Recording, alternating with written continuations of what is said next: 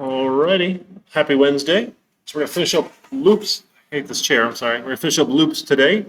I think things went relatively well in lab, right, for our practice. They went pretty good. We need to cover anything in the loops lab, or did that one feel okay? Like I can go over any of it here.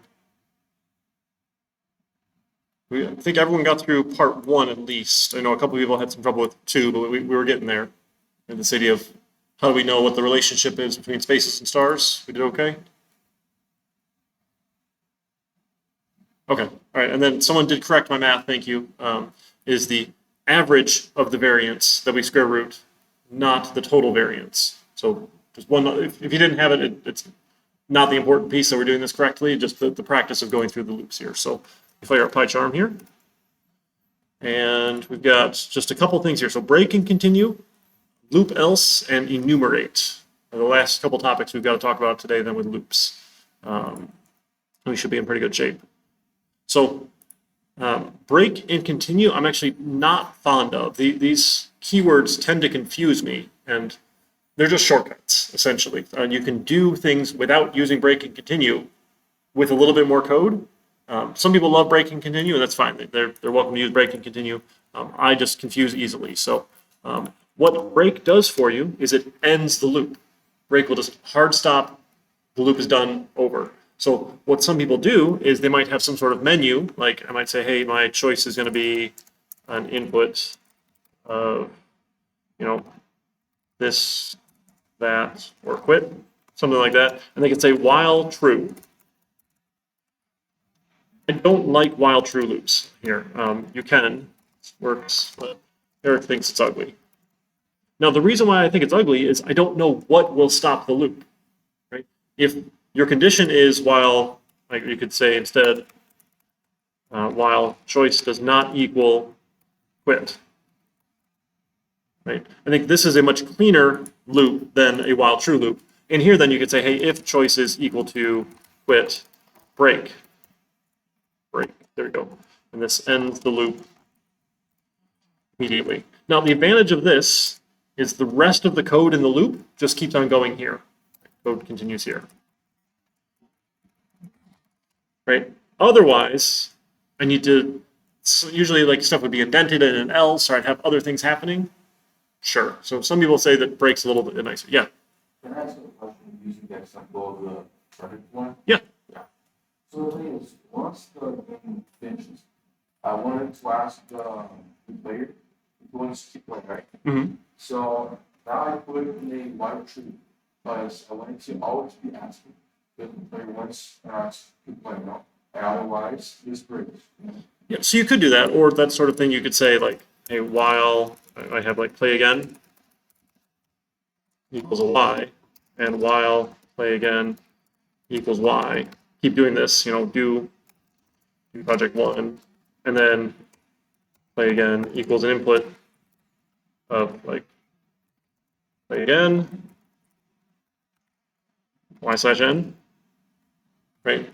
This functionally does the same thing as saying, hey, if you don't enter yes, you're gonna play again, break, but now you see what stops the loop up here. It's just a preference. They both do the same thing. I just like to see in the loop what stops it rather than have to go find where the break is. Just a preference, right? Both will do the exact same thing. Both will stop the loop here. So it's just a preference, this sort of thing. So like, yeah, you can totally have that in here. So if choice is equal to this, right, you do this, that sort of thing. Do this. And do this. Sure. Right. So just some options here. So break lets you do that. Just some different ways of doing it. Now, continue is a little bit different. So if we wanted to say, like, let's print the odd numbers here. So I could say for number in range, let's do 10. So I get numbers 0 through 9. I can say, hey, if my number mod 2 is equal to 0, continue. So continue causes the loop body ends, jumps to the top. So it doesn't break the loop, it doesn't stop the loop, it just says stop running and go back to the next thing. whether or not it's a while loop and we'll just evaluate again, or if it's a for loop, give me the next value here. So it says, just go to the next iteration, go to the next loop here with a continue. And then maybe then we can print number. Now, I would argue this is a really silly way to print odd numbers because there's easier ways to do it, right? But you've got choices. So I think we didn't look at all the cool things range can do. I don't know if you saw it in Zybooks. You can give range other things here.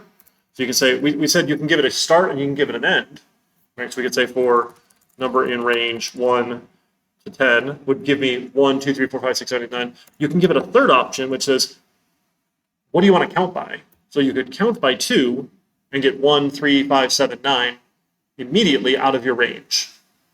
So that's the third option. So range, third option is the, I don't know what, counting by? Does counting by make sense there? Print number. The other funny thing you can do with range is you can go backwards. So if you want to say for number in range, now 10 will start with 10, 0 will stop before it gets to 0 and go -1, right? I can count by -1. So if I just say 10 to 0, it's not going to run.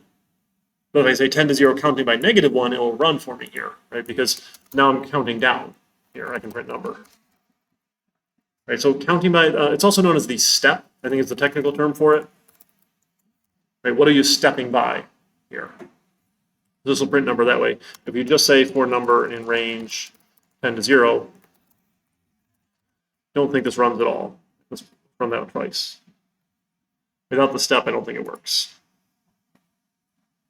Yeah, we just get it once, right? So without the decrementing step here, it says, oh, well, you never got there. There was no place to go here. So they weren't in line here. So that needs the -1 or -2 or -3, whatever you want to put in here, right? Whatever that step wants to be here. So you can do fun things with range. So continue is an option here. Right? It just says, hey, just skip it. Go to the next one. And the book has a couple of silly examples here where they'll use continue, they'll use break for different things. And it's just a shortcut. Just a shortcut, right? You can make your loop stop by having your condition tell it to stop. Right? So in that example of like the number guessing game, right? We said, hey, let's pick a random number. Right? We had that up here, right? Isn't that number guess? Yeah, number guessing game, right? We said, hey, while my guess was not the number here, right? We just kept on going. But what if I wanted to have a max number of guesses? What if I want to say, hey, you're only allowed 5 guesses before you lose the game, right? We could do that. We could say, hey, while I have not guessed the number and my number of guesses is less than 5, right? We could put it in here as a condition. So, okay, we didn't guess it right and we have less guesses. So once you hit 5 guesses, this is no longer true. This could be true, but if this isn't true, true and false, the whole thing is false, the loop will stop. Now it's game over, right? Because you hit 5 guesses. So maybe instead of putting it in the condition here, you could say, hey, you know, if my, before we even guess right here, so if number of guesses is equal to 5, break the loop. You could do that if you want, right? That's an option here that might end the loop immediately for us, right? Ends the loop. But again, I would argue it's probably better to put it as the while condition because that's where people tend to look to see how long will this loop run as long as this is true. If you start putting breaks in the middle here, well, now 2 different things can cause my loop to stop. This could stop or this could stop. And like it just gets to be a little confusing here. Where'd that go? Loop in a confusing spot. That's all. So I would prefer it up here. So should I leave that in? We'll put it up here. So, and number of guesses is less than, maybe, or equal to 5. Maybe you get 5 guesses, right? Again, any way you want to define it should be fine here. Your choice here. So we can use that, or you could break here. You can use continue places. Again, just an option here. So you could use them in the project if you want them in the project, or you could have that be your condition, right? This idea that the lander runs as long as the distance isn't 0.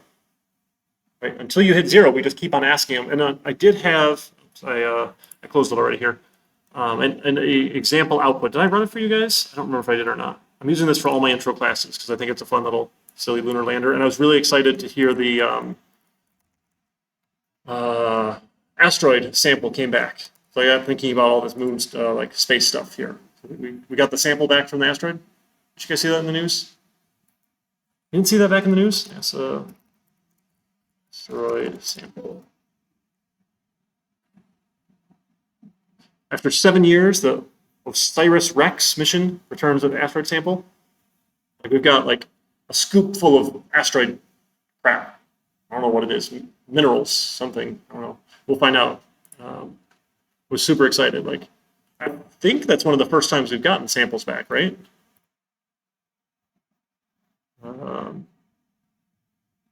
Nitrogen pure. Doesn't interact with most chemicals. We'll keep out the earthly contaminants to leave it pure for scientific analysis.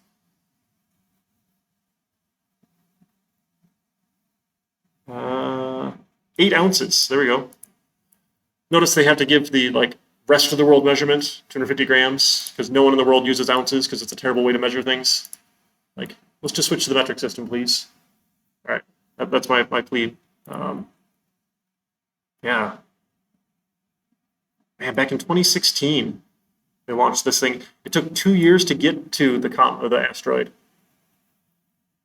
Whew. And then 2 years to find a place to like land, to collect a sample. This is neat stuff. Like, I don't know, space is neat.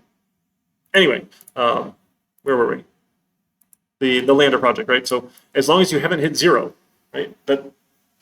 This is looping until your distance is 0. Right? Once your distance is 0, you either have crashed or you didn't crash. Right? If your tilts are not 0, you crash. If your tilts are 0, we're saying, oh, you landed nice and flat. Good job. You did it. You landed. Right? You can either be like the Russians and crash, or you can be like the Indians and land successfully. Right? They both have moon missions. Do you guys not? Okay. Is space not interesting to you? Moon landing. 2023.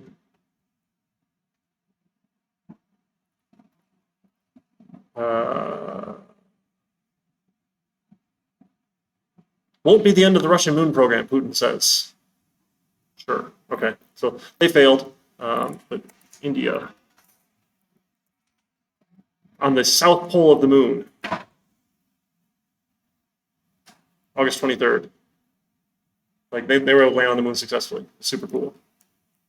All right, so the fate of the moon is in your hands with this lunar lander now, obviously. This is super like critical. This is how we're going to control our lunar lander in the future with Python code. Okay, all right. Anyway, so loop. So you can break, you can continue. There are options here. Loop else. So it's kind of fun here at the end of a loop, right? So we can say, how about while we'll say, are you board is a no, and while are you board is equal to a no, we'll print happy Wednesday. And then let's see, we'll get a are you board is an input, are you board, y/n, or quit here. And we say if are you board is equal to quit, we'll break. Just for fun here. And then the loop here can have an else, right? Because a while is sort of like an else, or sort of like an if, right? If this is true, keep running. If this is true, keep running. If this is true, keep running. If this is true, keep running. So if it's not true, your else can run, right? So print ended normally. So it's an option here to say when the loop is done, if it's not true, do this. Right, so when we run this here, run my selected code. Oops, did I not grab enough? Are you bored? Let's try that again. There we go. Okay, are you bored? No. Happy Wednesday. Are you bored? No. Are you bored? Yes. It ended normally. Sure, that's fine. That's what we expect, right? It was no longer true. The loop stopped, so my else will run now when the loop is done. So if I say quit, it's just done. Because we didn't end normally. We didn't make this thing false. We broke the loop. so the else doesn't run, right? So if you break, your loop else doesn't run. So it's one other option here now to tack on, hey, if we didn't break, do this thing here. So you might see some loop else's at the end here. Just one way to go about it here. So maybe we say in our number guessing game, maybe we give them an option to guess a number or give up. And if they give up, then we don't do something. But if it ends normally, we tell them, hey, congratulations, you guessed the number. We could throw that in there if we wanted, right? Yeah. Anything other than add and quit? So if the loop ends normally, which means this becomes false, the else will run. If you break, we didn't end normally, so the loop else doesn't run. Yeah, so it's sort of think of like the if else. Right? If this is no longer true, then my else will run. But when I'm breaking, I'm not making this thing not be true anymore. Right? I'm just telling Python, hey, give up, stop the loop. I don't care if it's true or false, just bail here with a break. So the loop else doesn't run. So you can see loop else's. One last fun thing here. So when we have lists of numbers, right? We did that like for the lab exercise. We had our numbers was some list here, and we said enter a bunch of numbers. So how about while, let's say number equals -1. Let's say, how about 0? We'll say while number does not equal -1, we'll get a number is equal to an int of an input, a number, or -1 to stop. Oops. I keep hitting the page down key, sorry. And then if my number does not equal -1, this is ugly, numbers append the number. Let me just keep on going, right? So I got to make sure I don't add the bad thing, the sentinel value, to my list here, right? So this is a little bit ugly, but it'll get the job done, right? So we're going to get a list of numbers here. Now, if I wanted to print that, right, I can just print my numbers list. It'll print it out. Here's all my numbers. Right, so we can add, say, like a 3 and a 7 and a 12 and a -1. So you get 3, 7, 12. Right? This is index 0, this is index 1, this is index 2. Right? So if I wanted to get the index value, I could loop through, I could say for index in range, length of my numbers. And I could print the, I'm going to say, here's my numbers list, index of index, value is the numbers at the index. Oop, I need my formatted string here, sorry. Usually it like does that for me here, that's sad. So as a formatted string, we'll get the index and we'll get the value, which is the list at that index. Right? So we could loop through this way and get a bunch of numbers. This way you can see, hey, this is index 0, this is index 1, whatever it happens to be here. 1, 2, 3, 4, 9, I don't know, whatever, 11, -1 to stop. So you get, okay, so index 0 is a 1, index 1 is a 2, index 2 is a 3, 4, 7, 9, 12. So sometimes you want the index values and the values here, sometimes you don't. Now, what gets fun when we loop through lists here, if I say for value in numbers, I can say value equals, I don't know, value plus 10. And I can print the value. Right? This will add 10 to the value and then print it here. And when I print numbers, what do you think is going to happen with numbers here? So if I had 1, 2, 3, 4, 5, 1, 2, 3, 4, 7, 9, 12, and I add 10 to them and I print them, what's going to happen when I print numbers again? Do you think it'll be the original version, or do you think they'll all have 10 added to them? Because I added 10 here. Let's give it a try. Let's run it and see. All right, so 1, 2, 3, -1 to stop. I get 0, 1, and 2 for the indexes, values 1, 2, and 3. I get 11, 12, 13 when I've added 10, but now my list is still 1, 2, 3. So when you do a for loop like this here, this gets a copy of the value. So changing value doesn't change the original. Doesn't change the value stored in the list, right? We're changing the copy of the value we got here. So if I really wanted to add 10, I could go through by index. I could say for index in range length of numbers here. I could take my numbers at the index equals, or like plus equals 10, right, if you want your shortcut, and then print numbers at the index. This one will add 10 to the value in that list, right, because we're accessing it directly. We're not getting a copy here. So when we say for value in numbers, we get a copy. When you access something by index, you're getting the direct version here. We're saying, hey, this is what it is that I'm changing inside the list. The value in the list. Right? This permanently changes that value that's in the list here. Right? And then we can print it out so it stays changed. Now, this is a common thing to do, go through your list and add a bunch of values. Right? If we wanted to change our values, like when we were doing the standard deviation, if we wanted to change them from the value to their variance, we could do that. A lot of times you don't want to change it, right? So you don't always want to change values in the list. You just want to work with copies of them. It depends what we want to do. So if you don't want to change, you can use the regular for loop. If you do want to change, you need to use the index notation because you have to access it by index. And then there's a shortcut here. If you want the index and the value, you can say for index comma value in enumerate of numbers. Now, this is a little silly, but it gives you the index and the value at the same time.